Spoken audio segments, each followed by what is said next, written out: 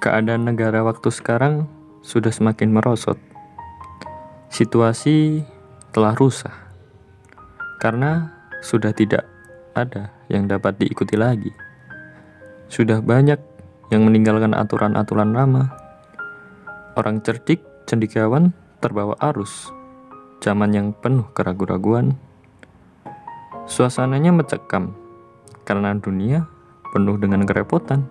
Sebenarnya rajanya termasuk raja yang baik. Patihnya juga cerdik.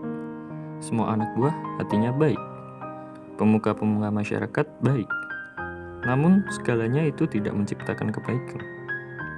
Oleh karena daya zaman kala bendung.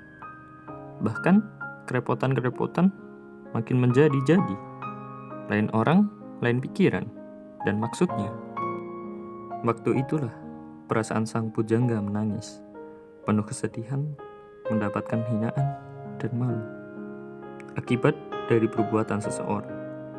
Tapaknya, orang tersebut memberi harapan, menghibur sehingga sang pujangga karena gembiranya dan tidak waspada.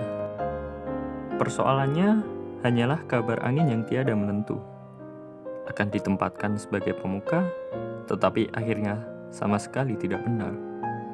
Bahkan tidak mendapat perhatian sama sekali. Sebenarnya kalah direnungkan. Apa sih gunanya pemuka? Hanya akan membuat kesalahan-kesalahan saja.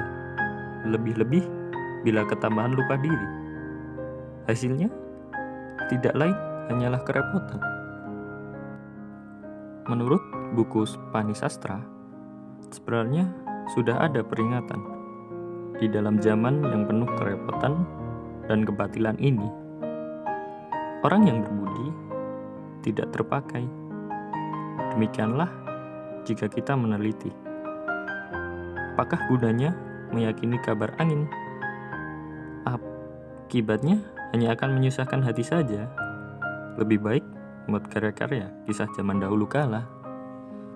Membuat kisah lama ini dapat dipakai kaca benggala guna membandingkan perbuatan yang salah dan yang betul. Sebenarnya banyak sekali contoh-contoh dalam kisah-kisah lama mengenai kehidupan yang dapat mendinginkan hati. Akhirnya nerima dan menyerahkan diri kepada kehendak Tuhan. Ya, segalanya itu karena sedang mengalami kejadian yang aneh-aneh. Hidup di dalam zaman Eden memang repot. Akan mengikuti tidak sampai hati.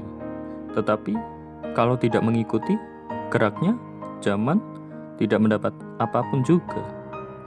Akhirnya dapat menderita kelaparan. Namun sudah menjadi kehendak Tuhan.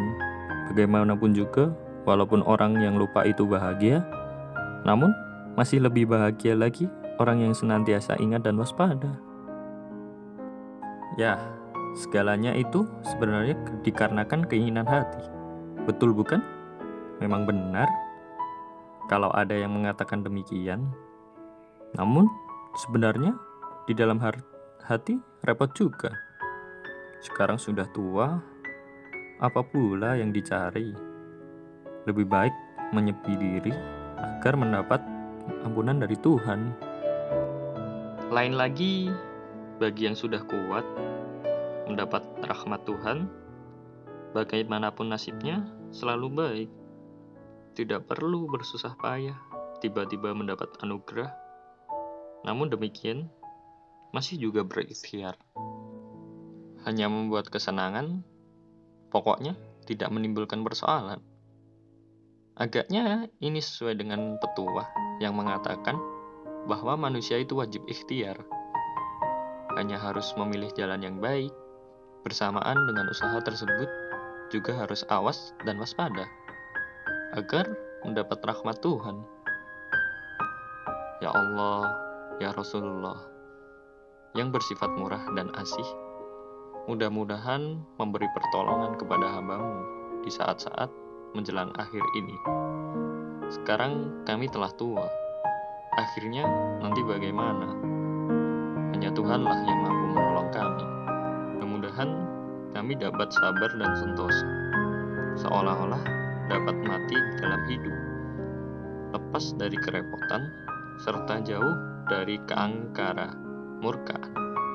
Biarkanlah kami hanya memohon karunia padamu, agar mendapat ampunan sekedarnya. Kemudian kami serahkan jiwa dan raga kami.